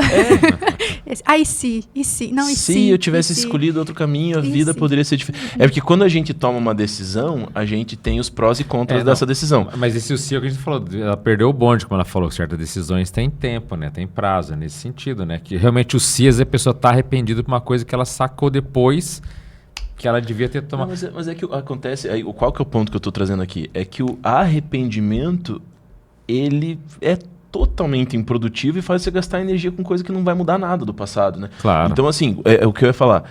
Quando você toma uma decisão, você consegue, de forma bem objetiva, olhar os prós e contras dessa decisão que você tomou. E essa pessoa que ela é muito... de olhar para o passado, e se eu tivesse... Ela só consegue olhar os lados bons da decisão que ela não tomou. Mas a decisão que ela não tomou, também teria pontos negativos que ela não consegue enxergar. Mas aí Mas a pessoa fica, nesse cenário ela nem pensa nisso, ela só pensa no positivo. Sim. Então, assim, passado já foi, meu amigo. O negócio é olhar para o que você fez, o que você pode aproveitar e olhar para frente. Né? Eu, por exemplo, no divórcio, né, no casamento seguido de divórcio, que eu falo, casamento seguido de divórcio, porque foi tudo ali em tempo de menos de 1 ano, né? Casou e 9 meses depois separou. Hoje, eu tive, né, um tempo atrás, 1 ano atrás, eu cheguei a olhar e falei, nossa, e se eu não tivesse me casado? Olha, você olha pra isso, mas tá bom, passou, pensei, passou, não fiquei remoendo aquilo, sabe? Porque você imagina cenários. Aí, a minha conclusão, né, se eu não tivesse casado, não teria mudado de cidade, não teria saído da casa dos meus pais, não teria conhecido. Então, assim, a gente faz esse processo. É inevitável. Você vai olhar para suas decisões passadas. A questão é como você vai deixar isso te afetar e a lição que você vai tirar disso para tomar as próprias decisões. Essa decisão, que foi uma das decisões que eu não vou dizer que eu me arrependo, mas assim, uma decisão que, se você voltasse atrás, você faria diferente? Talvez, não sei. Mas o que eu procuro tirar disso tudo? Que fator, qual foi ali o meu defeito, né, ou como a gente chama aqui, o trafar, né, o traço far, daquele traço que não é tão legal, qual foi o traço do meu temperamento que fez com que eu tomasse essa decisão, que 9 meses depois eu precisei tomar outra decisão em cima para corrigir o caminho? Isso é importante a gente olhar. Então, quando a gente vai olhar as decisões que não deram tão certo, ou que a gente não se orgulha tanto, é legal a gente fazer esse tipo de análise também, para quê? Profilaxia, para a gente não cometer isso mais para frente. Então, lá atrás Perfeito. Eu tive a questão da impulsividade, teve ali um pouco de rebeldia, né, de não sair de casa, teve também de abaixar a cabeça para não religião, né, tem que casar na igreja, então tá bom, na época eu ainda era católica, então tá, vamos casar na igreja. Então, olhar para isso tudo e olhar de uma maneira desdramatizada ali, impacto terapia, tá? O que a Amanda tinha ali naquela época, que não sei se ainda tem hoje, pode ser que não tenha mais, mas o que tinha ali que fez com que eu tomasse uma decisão que 9 meses depois eu precisei tomar uma decisão mais drástica ainda para consertar? O que faltou eu pensar, o que faltou analisar, para que agora, nas próximas decisões, eu não caia nos mesmos mata-burros, né? Então, isso é importante. Não é eu ficar e se, mas é olhar o que aconteceu ali no momento para tentar não cometer tomar as mesmas decisões que vão precisar dessas mesmas medidas depois. Então, acho que isso é importante a gente olhar assim, mas não no sentido de ficar se martirizando, se culpando, no sentido Perfeito. De lição, aprender. O que eu posso aprender daquilo, extrair daquilo para melhorar hoje como ser humano. Quando a gente fala de tomada de decisão, esse talvez seja um dos assuntos mais complexos possíveis que a gente possa discutir, né? Porque são muitas facetas aí, né? Então, quando a gente está trazendo todos esses elementos e essas possibilidades, esses exemplos, é para tentar esgotar esse assunto que na verdade, é impossível de esgotar, né? Uma coisa que tem muita faceta envolvida aí. Mas é óbvio que quando a gente fala de não ficar remoendo o passado, não quer dizer para a gente não está incentivando a pessoa a não ponderar o passado. A ponderação sobre o passado, você até comentou, né, que no teu blog você escrevia... Para entender o que está acontecendo agora, a gente precisa olhar para o passado. A gente precisa olhar para o passado, e o passado, a nossa memória é o que faz a gente ser quem nós somos hoje, né? Uhum. O problema é quando isso entra num saudosismo, quando isso entra num processo emocional, mas a pessoa ficar presa no passado, né? Porque se eu tivesse aproveitado aquela oportunidade lá atrás...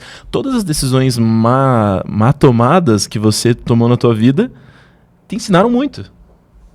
É bem isso, é esse o processo. A gente olhar de uma maneira didática. O que eu posso aprender com aquele erro? Olhar com esse viés. E não olhar assim... Também é bom de pensar o que faria diferente, mas não imaginando e entrando naqueles contextos, indo fundo naquilo, e imaginando os cenários. E aí você falou de saudosismo, né? Imaginando, será que se eu tivesse feito história, e aí hoje eu já ia ser doutora em história, de repente, eu ia já estar dando mais aula ainda. Então, você entrar naquilo e aí você fica descontente com o que você tem agora. Então, mas esse é um ponto que eu queria colocar. Sobre o agora, é o seguinte, você falou que o direito estava meio que desviando você da tua rota, e você está numa instituição hoje que foca na chamada programação existencial missão de vida. Uhum. E dentro do que você pode falar para a gente, o que você já percebeu que é qual que é a linha da tua missão de vida? Com todas essas mudanças, já clareou? Uhum. Ou é uma coisa que você ainda está descobrindo? Como é que está? Então, para mim já está mais claro, até porque é o foco da minha pesquisa, né? Até pela instituição que eu voluntario, que eu faço as minhas pesquisas. a gente busca identificar algumas diretrizes, né? A gente não sabe certinho qual que é a nossa programação. Claro. Né? Descobrir a programação existencial, o professor Losch, que é um dos principais proexólogos, né, da Conscienciologia que pesquisa o assunto, ele fala que é como dirigir na neblina. Que você vai indo assim, você vê um pouquinho à frente, mas tá tudo, né? Daí depois você vai indo, vendo mais um pouquinho à frente, você vai indo à frente. O meu à frente, que eu já consegui entender, identificar, está muito relacionado ao processo intelectual, então o processo de desenvolvimento de escrita, de livros, artigos, verbetes para enciclopédia, num sentido não só da escrita, mas da produtividade disso, de como colocar isso na rotina. Então, formar pessoas para escrever, ajudar. As pessoas têm muita dificuldade com escrita. Eu tenho muita facilidade com escrita. Então, eu consigo ajudar as pessoas a escreverem.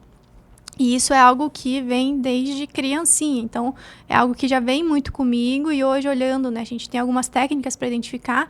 Uma delas é a retribuição dos aportes. E os principais aportes, que aí são investimentos... Aporte seria o que você recebeu investimentos, é um conceito emprestado aí da área de finanças, né, de investimento. Então, você aporta para depois você ter o investimento. Então, é mais ou menos isso. Você recebe esses aportes para depois você retribuir. Então, os aportes que eu recebi foram todos na área da educação. Eu tive bolsa de estudos em escola, que eu fiz uma prova, ganhei a bolsa de estudos. Então, todos os meus aportes são relacionados mais à área de educação. E isso faz com que eu entenda hoje que a minha programação, meu propósito de vida está muito relacionado à questão de passar conhecimento, educação, ser professora, a parte da escrita muito forte também, né? Então, ajudar na produção de livros, eu também produzir livros, né? Não é só ajudar os outros, mas também produzir, escrever. Então, hoje eu vejo que é mais nessa linha. Lá na instituição que eu voluntario, eu ajudo bastante o pessoal nesse sentido. A gente faz treinamento com voluntários, autodidatismo também é algo que eu ajudo o pessoal a desenvolver. Então, vai mais ou menos nessa linha. E como é que estão as tuas decisões, assim, em relação a projeto? Você tem alguma coisa em vista para poder desenvolver nessa área? Ou esse começo de docência universitária é só o primeiro passo para você?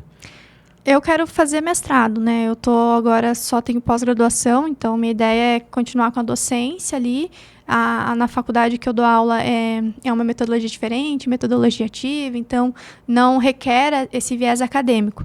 Mas eu também quero esse viés acadêmico de academia, né, de pesquisa. Então, eu também quero buscar isso, quero experimentar isso. Então, é algo que eu acho que faz sentido para eu desenvolver também. Então, eu quero buscar um mestrado. Ainda estou vendo os que tem aqui em Foz do Iguaçu que eu possa fazer, mas a ideia é continuar estudando, ir atrás de um mestrado e continuar dando aula. E aí, hoje eu dou aula no curso de Comunicação Social, daqui a pouco eu dou aula no curso de Direito, daqui a pouco outro curso para ir conhecendo várias linhas de conhecimento também. Essa pluralidade, né, passar por várias áreas é algo que eu acho que faz sentido para ter essa polimatia, conhecer várias linhas de conhecimento. Eu acho que tá no meu projeto fazer essa experiência, né, de não ficar só numa área também, só num curso. Então, eu tenho essa vontade. E você se sente amparada nessa área educacional, assim, de ideias, de insights, de inspirações? Muito. É muito curioso, assim, que eu tenho uma facilidade de chegar numa sala de aula, olhar para um aluno e começar a conversar com ele, assim, e aí o aluno daqui a pouco já está chegando nas conclusões dele, sabe? Parece que eu consigo ajudar o aluno a pensar. Então, por exemplo, esses dias eu estava dando uma aula sobre produtividade para os alunos, né? Que a gente tem um projeto lá na faculdade que a gente ajuda os alunos na parte de organização da vida acadêmica, para eles conseguirem tirar melhor proveito da jornada acadêmica deles. E aí a aluna começou falando da aula que ela não conseguia estudar porque ela não tinha tempo.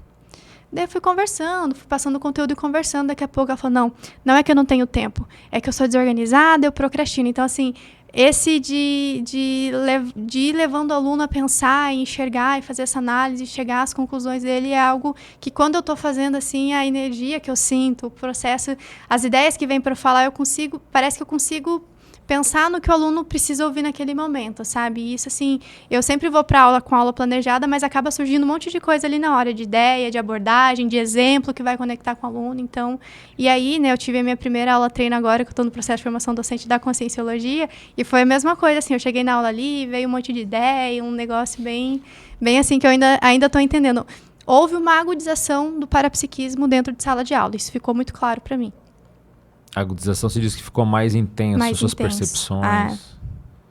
Foi A sala de aula é um prato cheio para isso, né? O pessoal comenta que é bem comum isso. Amanda, uma coisa que eu fiquei curioso para saber, para escutar de você também, assim, é como é que foi esse processo da tua chegada na Conscienciologia, né? Porque você veio para cá, então, em função do falecimento do teu pai.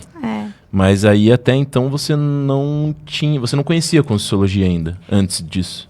Olha, o meu pai, ele ficou acho que uns 3, 4 anos doente, que ele volta e meia ia para o hospital, ficava internado.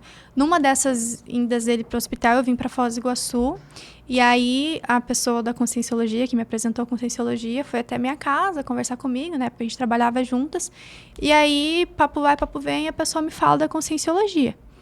Que interessante, porque eu comecei falando que eu estava vendo sobre espiritismo, porque eu tinha feito a dissidência, né, eu tinha saído da religião católica quando eu me divorciei. E aí eu estava, assim, num processo de pesquisa. Lia sobre budismo, espiritismo. Eu estava pesquisando aí alguma linha. Uma fase buscadora para tentar entender. E aí, quando eu comecei a falar isso para ele me falou da Conscienciologia. Aí, beleza, falou, interessante, né? Aí ele me indicou o livro Nossa Evolução.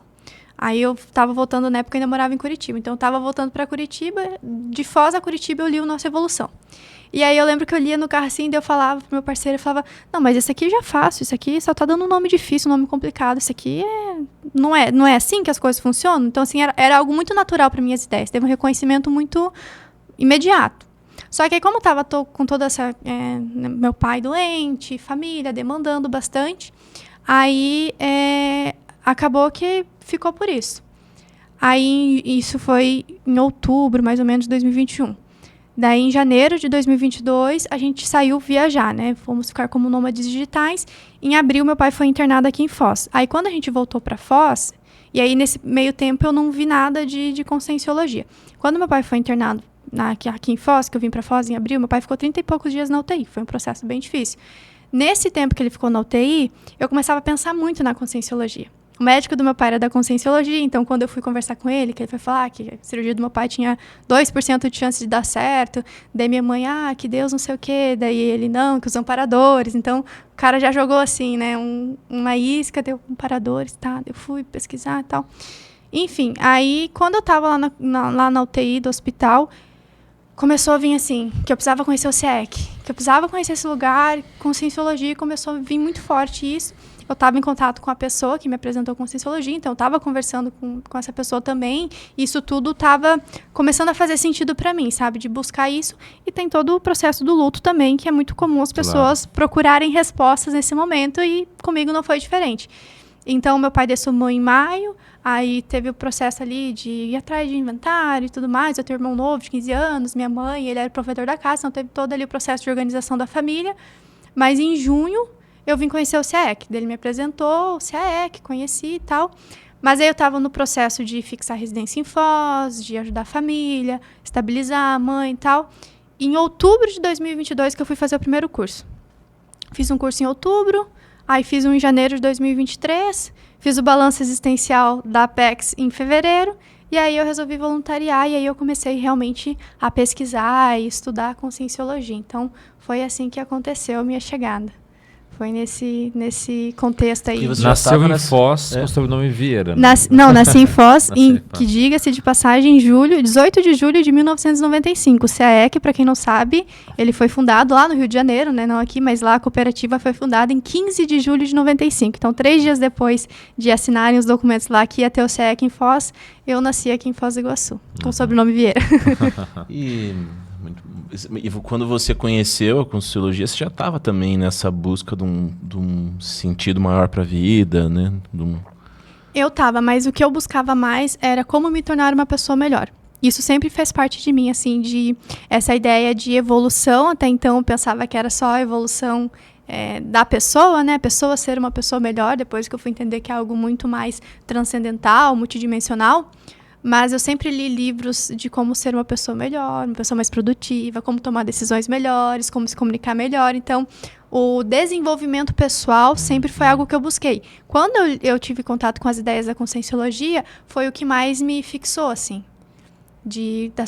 Tá todo mundo aqui tentando ser melhor, que legal. E todo mundo nessa mesma vibe, sabe? Isso que foi que me identificou, assim, de primeira. Parapsiquismo eu não tinha tido nenhum fenômeno, então até hoje, assim, eu não tenho parapsiquismo aquele de fenômenos. O meu parapsiquismo é muito mais impressivo, de ideias. Na escrita ele aparece Tá mais começando bastante. ainda, né? Então, assim, projeção tive pouquíssimas até hoje. Então, não tem esses fenômenos. Mas o que me fixou na conscienciologia foi o processo da evolução, das pessoas estarem buscando. E depois que eu fui entendendo. Então esse foi o termo-chave para você. Porque para alguns é energia, para outros é projeção. Para você foi o caso do desenvolvimento pessoal mesmo. Da evolução, né? Da evoluciologia mesmo. E aí eu achava que era só intrafísica, depois que eu fui ver que tinha, né, todo o processo multidimensional disso. Então, foi as ideias assim que me fixaram, e aí depois fui tendo contato com o parapsiquismo. E muitas pessoas não têm ideia, né? Elas acham que o que a gente trabalha é mais questão de fenomênica, é mais questão do que você experimentou. Elas não fazem ideia de que o quanto que esse processo de autoconhecimento ele pode ser profundo, né? De quem você é, o que você fez, os nossos corpos, como eles influem. Tem tanto assunto profundo que às vezes a pessoa não tem ideia do potencial que a pessoa pode desenvolver aqui. Tanto que o Valdo falava assim, não, tem gente que vem começar a fazer nossos cursos, vem começar a aprofundar. De repente a pessoa ela quer estudar, quer fazer faculdade, quer virar isso, quer virar aquilo. Por quê? Porque é um tipo de energia, um padrão muito forte, né, da pessoa se desenvolver, né? A ideia é que a gente saia melhor do que a gente chegou, né? Então, isso pra mim é o principal, assim. Mas é um acelerador, né? Tem uma energia de acelerar. E o Evandro, qual que foi o assunto que mais te chamou a atenção para você conhecer a Conscienciologia? Fala aí. Inversão. Autoconhecimento também. Controle das energias, controle emocional. Chile no que ele fala ali não dá para escutar. Né? Não dá para escutar. Ele falou controle das energias, controle emocional e autoconhecimento. Tem a ver também, né? Tem a ver. Com... São as chaves, né? Tem gente que fala assim, né? Chakra, energia. Tem gente que chega por TENEPS. Chega sabendo aí da tarefa energética pessoal de doação de energia. Eu nem pensava em energia, eu nunca fui muito mística, eu sempre fui mais racional, assim.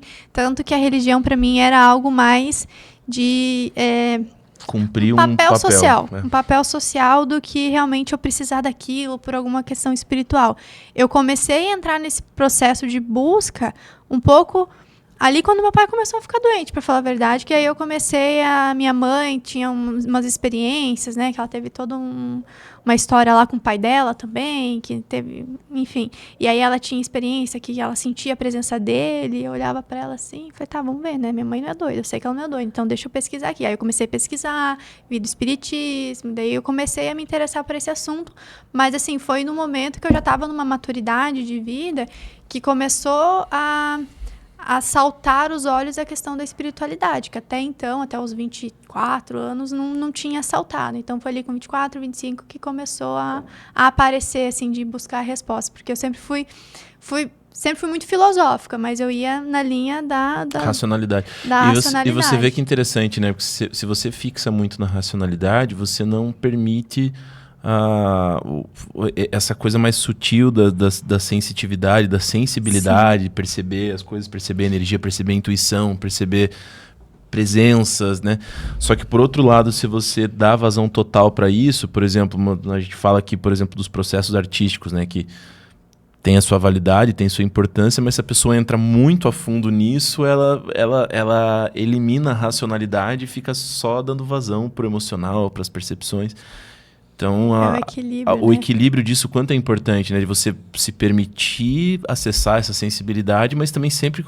Na Conscienciologia a gente incentiva o tempo todo, né? A racionalidade, o discernimento, o senso crítico, a criticidade... Só que sem deixar de lado a sensitividade também, né? O ideal é esse casamento entre o parapsiquismo e o que a gente chama de mental somaticidade, que é esse campo das ideias, da racionalidade, da intelectualidade. Então, o ideal é fazer o casamento disso para usar o parapsiquismo de uma maneira racional, para evoluir, para fazer assistência, né? Então, o próprio Valdo falava da tridotação da consciência, né? Que seria o casamento entre a comunicação... a intelectualidade e o parapsiquismo, que seria uma forma bem completa de se manifestar, né? Então, você, pela tua sensitividade, pela tua expressão através da comunicação e também do intelecto ali, do desenvolvimento, erudição, estudo, né? Bem isso. E aí também, no processo da racionalidade, né, que é algo muito forte em mim, O que ajuda muito também é ser racional sem ser tão emocional quanto as ideias. Então, não ser apegado às ideias, a preconceito, a priorismos. Então, por exemplo, se eu fosse uma pessoa racional, mas que tivesse esse viés radical ou de... Aí você entra no processo do negacionismo, né? Que não, o negócio tá acontecendo ali na sua frente, não, ou só a sua opinião importa, não tem abertismo. Abertura para novas ideias, é aquilo, não, eu já estudei aqui, eu já li todos os livros, não tem nada depois da morte. Não existe nada disso. E a pessoa não se abre a ter experiência. Então, o princípio da descrença da conscienciologia, né? Não acredite em nada do que é falado aqui, tenha suas próprias experiências. E isso é um convite também para a pessoa racional, que ela venha e tenha a experiência dela, para ela ver que existe algo além do que a gente tem hoje na SOCIM, nos livros. Então, esse processo desse convite do princípio da descrença, eu sempre, quando vou conversar com o pessoal, eu falo isso. Ele não é um convite para você negar as ideias. Ele é um convite para você experimentar. Então, você, racionalmente, você vem e... Tá, então o pessoal está falando que existe aqui várias dimensões, deixa eu ver se isso existe mesmo.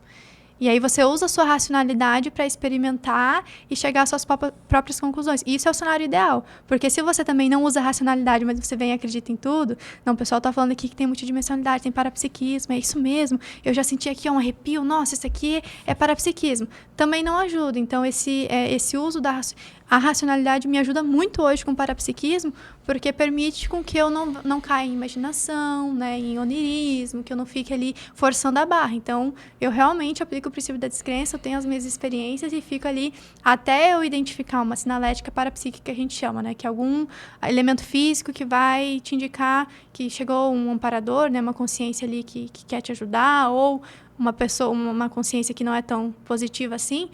E isso, para eu falar que tem uma sinalética, tem que ter tido muita pesquisa, repetido muitas vezes para confirmar. Então, para te dar segurança. Para me dar segurança e eu afirmar, não, realmente é uma sinalética, não é só um efeito físico aqui ao acaso. Então, a racionalidade, ela ajuda muito no desenvolvimento do parapsiquismo também. Só que se ela for demais, ela trava. Então, tem que sempre estar equilibrando. E você trouxe um ponto que eu acho legal também da gente refletir, que é essa questão de que às vezes a pessoa ela se considera muito racional e não percebe que tem um processo emocional também ali de apego a esse racional, né? Então a pessoa ela tem ali um histórico de ter sido muito estudiosa, tem uma boa memória, tem uma ideia, ela cria um ego ali da pessoa que é muito inteligente, da pessoa que é muito racional, e aí ela não percebe o quanto às vezes ela está apegada a essas ideias, com dificuldade de abrir mão dessas ideias, que é um processo puramente emocional, né? A pessoa nem percebe isso. Mais uma vez a gente volta nessa importância do autoconhecimento, da pessoa estudar sobre comportamento humano, né? Porque isso tudo está tão mapeado já, né, na psicologia, tem tanta coisa que pode nos ajudar a entender mais desses mecanismos emocionais que tem por trás, que a pessoa acha que ela é totalmente racional. E sabe o que é mais difícil? Mais difícil do que pensar é repensar. Então, você pensou sobre alguma coisa uma vez, você concebeu uma ideia. Para você voltar naquela ideia e repensar ela e substituir ela por uma nova, é o processo mais difícil. Porque você conhecer algo, você conheceu, mas para você conhecer, formou sua opinião, você voltar nela e mudar ela, é muito difícil, porque a gente não faz isso. Eu conheci o Léo aqui, ele é esse cara. Eu vou ficar o resto da minha vida achando que ele é esse cara, sem dar a chance de conversar com ele de novo e ver que ele mudou, que hoje ele é outra pessoa, passou um tempo, mudou. Então, a gente fica com apriorismos, a gente fica ali com ideias que a gente não volta a revisitar. Por que eu estou falando sobre isso? É muito difícil a gente reciclar as nossas opiniões. Então, uma vez que a gente aprendeu alguma coisa, que a gente formou uma opinião sobre alguma coisa, a gente ouvir uma pessoa falando algo diferente e revisitar aquilo que a gente já tem formado e voltar atrás, tem uma questão de ego, tem uma questão aí de não querer, de repente, mostrar alguma fragilidade no seu pensamento anterior, entra um pouco de teimosia. Então, esse processo apego mesmo, né? De abrir mão. De abrir mão. Então, ele é muito difícil, ele não é tão natural pra gente fazer. Então, é algo muito desafiador mesmo. E no processo de decisão isso acontece também. Então, eu errei aqui, não, mas eu não vou falar que eu errei aqui, tá tudo certo. Não vou admitir que errei, não. Não vou voltar atrás. Voltar atrás. Aí fica no erro ali, insistindo no erro. pessoa tá ali levando na cabeça, tá tudo ruim, mas não vou admitir que o pessoal falou para não fazer isso, eu fui lá e fiz, agora eu não vou voltar atrás. Acontece. E programação de vida tem tudo a ver com isso, né? Porque às vezes você fala, tô seguindo tal caminho, e de repente, e aí, para mudar, né? De repente corrigir rotas, ajustar, tem que ressignificar, às vezes rápido, né? Falar, não, achei que isso aqui era o correto, mas agora... Porque senão... E acontece bastante, né? Acontece bastante. Muito. Então, a gente tem que estar disposto, né, a revisitar as decisões que a gente tomou também para ver se elas continuam sendo válidas. Aí entra um outro conceito legal da Conscienciologia que se aplica bem nisso, né? Que é a verdade relativa de ponta. É isso, né? Você chega numa verdade, mas a nossa tendência é achar que essa é a verdade absoluta. Inquestionável, imutável. A tendência do ser humano é essa, né? Agora, se a gente encara as nossas opiniões como verdades relativas de ponta, quer dizer, cara, eu cheguei nessa conclusão, eu acho que isso é o melhor. Mas pode ser que em algum momento eu mude de opinião e ter essa humildade, assim, né, de admitir que pode estar errado. Isso é o exemplo perfeito, assim, né? A verdade relativa de ponta se encaixa muito bem. Hoje, a minha verdade relativa de ponta é que eu estou na profissão ideal, que eu estou sendo professora, que está super alinhada à minha programação essencial. Daqui a pouco pode ser que surja um novo fato, ou que eu descubra que o que eu cheguei à conclusão agora que partiu de uma premissa errada, enfim, a gente pode ressignificar e daqui a pouco eu vejo que não era bem isso. Fazia sentido, mas tem algo além, não era para eu ser professora, era para eu ser pesquisadora de alguma linha. Então, pode ser que isso surja e a gente vai aí revisitando, então é sempre importante a gente estar refletindo, né, o processo da reflexão. Tá tudo certo? Como é que tá? Você falou antes, né, de conhecermos os nossos corpos, ver como eles influem. A gente não faz checagem dos nossos corpos. Como que eu tô me sentindo agora? Tô com alguma dor física? Tá tudo certo? Como que eu tô sentindo? Tô preocupada? Como é que estão meus pensamentos? A gente não faz isso no nosso dia a dia. A gente também não faz na nossa vida. Minha vida tá tudo bem? Meu trabalho tá bom? Meu relacionamento tá bom? Tá tudo certo? Como que eu tô me sentindo em relação a isso? Essa autorreflexão é muito rara, né? Às vezes a gente deixa a coisa virar um negócio enorme para daí dar na nossa cara que a gente precisa mudar, precisa tomar uma nova decisão, precisa fazer alguma reciclagem. Se a gente tem o hábito de estar sempre olhando e analisando, as minhas decisões, a minha última decisão, pelo menos, de mudança profissional foi nesse contexto. Eu estava ali organizando a minha vida, então foi numa época ali um pouco antes do final de ano, que é a época perfeita, né? Que a gente começa a fazer os balanços ali na nossa vida. Aí eu comecei a olhar, o que eu mudaria na minha vida? O que eu mudaria na minha vida?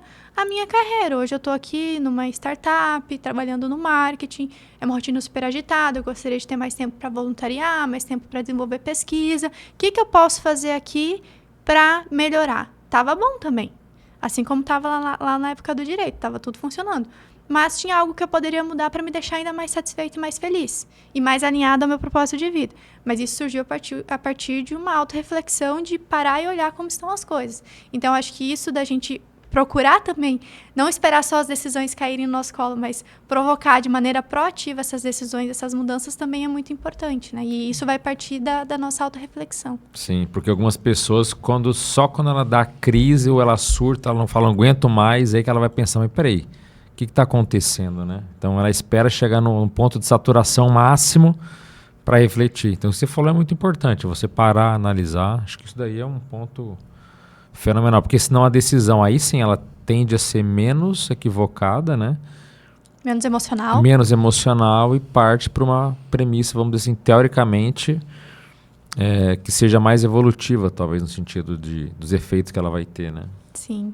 Até porque você provocando essa reflexão, provocando, de repente, uma mudança, uma decisão, você não tá sujeito a alguma influência. Porque, por exemplo, às vezes você está ali num dia super estressado do seu trabalho, daí vem uma consciência uma consciência extrafísica mal intencionada ali, te sopra, fala mal das pessoas que você...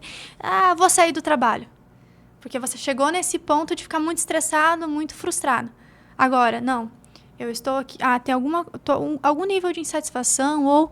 Tá legal, mas poderia ser melhor. E você já toma uma decisão, você evita de ser influenciado negativamente. Porque você não deu nem espaço de sentir algo ruim para atrair essas ideias ruins e tomar uma decisão ali impulsiva, emocional, que talvez faça sentido você sair daquele trabalho, mas a forma como você decidiu não foi a mais adequada, né? Então, a gente provocar essas decisões, esses momentos de reflexão, a gente sai na frente porque a chance de ser menos emocional acaba sendo maior, né? Sim, com certeza. Tem mais uma questão que você queira colocar, Léo? Cara, acho que da minha parte tá muito bom. Foi uma experiência riquíssima, né? Cheio de... Isso porque você ainda tá com 28 anos, né? Você vai ter que voltar mais depois aqui para Mas assim, o que eu queria comentar, eu acho que não é um assunto novo para explorar, mas eu queria fazer um comentário assim sobre o teu nível de despojamento. Eu achei bem legal, assim, de abrir as tuas coisas de uma forma assim que... Pô, muito legal. Te dou parabéns até por isso, obrigada. né? Que isso vai ser seguramente bem assistencial aí para quem tá assistindo. Eu acho que a gente tem que se orgulhar das coisas que a gente acerta, né? Mas a gente também precisa ter vergonha das coisas que a gente erra. Então, essa desdramatização dos erros, das imaturidades, se a gente consegue expor as coisas boas que a gente faz, né? Tudo lindinho, bonitinho, a gente também precisa colocar o que não foi tão certo assim, o que não deu tão certo, porque isso ajuda com que outras façam, né, com que outras pessoas que de repente se identifiquem com a casuística. Então, às vezes, uma pessoa que está lá num relacionamento que não está muito legal, ela vai ver, poxa, né, a menina ali tinha 19 anos, casou e divorciou e a família não gostou, e por que talvez eu não possa passar por isso também? Ela está viva, olha lá. Então, acho que isso para mim, assim, é uma experiência muito válida, e eu agradeço o convite, né, de vir aqui colocar que realmente para mim faz muito sentido estar expondo isso, porque eu sei que tem outras pessoas que vão poder aproveitar dessas minhas decisões doidas, né? Como a família e a sociedade às vezes coloca, para de repente encorajar e tomar alguma decisão que esteja um pouco pendente. Mas é legal, assim, também o teu caso em específico, ele é muito legal porque você tem uma trajetória até aqui, né? Uma série de tomadas de decisões que podem ser inspiradoras aí para quem está de repente em alguma situação aí de uma crise maior, que precisa tomar uma decisão, mas o legal de observar assim que você chegou num ponto em que você na verdade está no começo dessa nova jornada, né? Você agora conseguiu chegar assim, agora eu estou trabalhando com docência, que é o que eu sinto que é o meu caminho, agora você está fazendo a formação docente aqui na Conscienciologia, então, você está com o caminho todo aberto, né? Isso é muito, muito legal de ver, assim, que daqui um tempo, de repente, a gente pode ter uma outra conversa e aí, como é que foi, né? Daqui 5 anos. Eu ouvi, acho que foi uma tertúlia da professora Malo Balona, que ela fala assim, que o intermissivista, né, a pessoa que se preparou antes de nascer para vir fazer algum projeto aqui na Terra, que o começo é muito fácil, porque você vai separando o que não presta do que presta. Então, as decisões é tirar aquilo que não presta, aquilo que é ruim, para aquilo que presta. Daqui a pouco, você vai ter que tomar decisões entre o que presta e o que é bom e o excelente. Então, assim, o nível de decisão daqui para frente vai ser muito mais difícil. Porque tudo vai fazer sentido, tudo vai ser muito positivo e eu vou ter que decidir. Decidir, né? Cortar, abrir mão de algumas coisas. Então, daqui pra frente, eu acho que fica desafiador o processo de decisão. Mas é difícil. Aí eu questiono um pouco isso, porque é o seguinte: é mais difícil entre. Tudo bem, é difícil você escolher entre o ótimo e o excelente. Porque a ponderação ela é mais difícil de se achar os aspectos negativos. Mas quando eu falo assim, é mais difícil tomar essa decisão, depende do ponto de vista. Porque emocionalmente é muito mais difícil tomar as decisões que você tomou. Que tem um peso emocional maior. Né? São decisões que envolvem coisas assim que você não tem maturidade para lidar. Então é muito difícil também para quem está passando por certeza, isso, né? Com certeza, são bem difíceis, não nego isso. Mas eu acho que assim, em termos de... É mais difícil de saber tirar os pontos... Estar começando essa jornada agora, né? Porque, beleza, cheguei até aqui, docência. E agora? Que tipo de docência que vai ser? Isso. Escolher entre direito, marketing, docência, eu sabia que eu queria docência, mas e agora? Na docência. Então, assim, são níveis de decisão, né? Então, agora eu acho que vai ter ali o que eu aprendi até aqui sobre tomada de decisão talvez passe a não se aplicar e eu preciso dar um passo além e entender como decidir melhor nesse contexto de tá tudo certo, tá tudo bom. E agora? O que eu vou decidir para melhorar? Então, acho que... Agora, decidir entre o ótimo e o excelente, vamos combinar, né? É um problema bom de resolver. É um problema bom de resolver. Agora, difícil é quando você tem que abrir mão de uma coisa que você tem um apego de uma década que você está fazendo, abrir mão de um emprego que você já está acomodado lá, que é um rasgo no peito aquilo para você conseguir ter coragem de tomar aquela decisão. Recomeçar, né? Recomeçar do zero. Nossa, recomeçar é... Então, essas decisões emocionais que envolvem apego, que envolve esses papéis sociais, né? Às vezes a pessoa ela não vê sentido em participar de um grupo religioso, por exemplo. Mas ela sabe que abrir mão daquilo, ela vai ter que contrariar, né? Ela vai ter que contrariar a família inteira dela. Não é difícil tomar uma decisão dessa, né? Imagine o quanto a pessoa precisa assim ter coragem e posicionamento para chegar para a família inteira e falar assim, ó, família faz gerações que tá nisso aqui, mas eu vou quebrar esse padrão. Essas meninas aí de Foz, por exemplo, tem um monte de mulher em Foz aí que é dos grupos religiosos mais extremos aqui, né? E tem coragem de ir lá e se posicionar com a família e falar, não, isso aqui já está ultrapassado, eu quero seguir um caminho de maior liberdade, Pô, o nível de coragem que uma menina não tem que ter para olhar para a família e peitar a família, assim, e falar, eu vou seguir um caminho, né? Com certeza. Inspiradoras essas decisões, Inspiradoras, né? E Amanda, o que faltou para você? Tem alguma coisa que faltou você dizer, que você queira fechar de tudo que a gente falou aqui? Ficou alguma coisa que você queira complementar? Eu acho que só provocar o pessoal, de repente, para refletir, né? Se tem alguma decisão mal parada aí que está esperando para ser tomada ou para ser provocada, né? Que eu acho que é sempre tempo da gente analisar a nossa vida, ver se está tudo certinho, se dá para melhorar e não se satisfazer com menos do que a gente pode. Então, se a gente pode sempre mais, tentar dar esse passinho além que a gente vai evoluindo aí no processo evolutivo das consciências. Legal. Você estava falando, eu lembrei, teve uma pesquisa que fizeram com pacientes terminais, né? Que falaram, já viu essa pesquisa? Já viram? Que falou que a maioria das pessoas se arrepende daquilo que elas não fizeram, né? Então, arrependimento. É verdade, eu já vi isso aí. Arrependimento. A lista dos arrependimentos, o top 1 é o que você não fez por causa da decisão, né? Ficou esperando demais, Então, a decisão... E às vezes é o que realmente importa na vida dela, ela fica protelando aquilo, né? Então, Amanda, muito obrigado pela sua presença. Quem quiser te encontrar, tem alguma rede social, algum e-mail, algo que você queira passar? O meu e-mail é amanda.goulart.vieira@gmail.com. Podem me contactar por lá que eu vou ter prazer de trocar mais figurinhas. Em breve a Amanda também vai estar dando aula aí na Conscienciologia. Vocês vão receber os convites para os cursos. Isso aí. E eu, particularmente, te desejo, então, Amanda, assim, sucesso nessa tua nova caminhada aí, né? Que agora você tem novos desafios aí pela frente. Eu também, não só você. Não, Oi? eu não isso, né? Mas eu não posso dizer isso por você, né? Tá com a procuração ali para falar. Eu digo isso por mim. Se quiser falar, pode falar também. Pode falar por mim também. Pode falar por mim também. Tá, então, da nossa parte aqui, a gente agradece a tua presença, agradece e deseja aí sucesso nos teus novos projetos. E quando ela entrar em sala de aula, a gente vai assistir aí o que você tem a nos ensinar. Tá bom, gente. Muito obrigada pelo convite. Foi um prazer estar aqui com vocês hoje. Valeu, Amanda. Quem está nos vendo, curta o vídeo, se inscreva no canal. E se acha que alguém está protelando aí, você lembrou de alguém durante esse episódio, manda esse link para a pessoa e quem sabe vai fazer uma diferença na vida dela. Então, agradecemos, curta, se inscreva, compartilhe. Até a próxima. Valeu.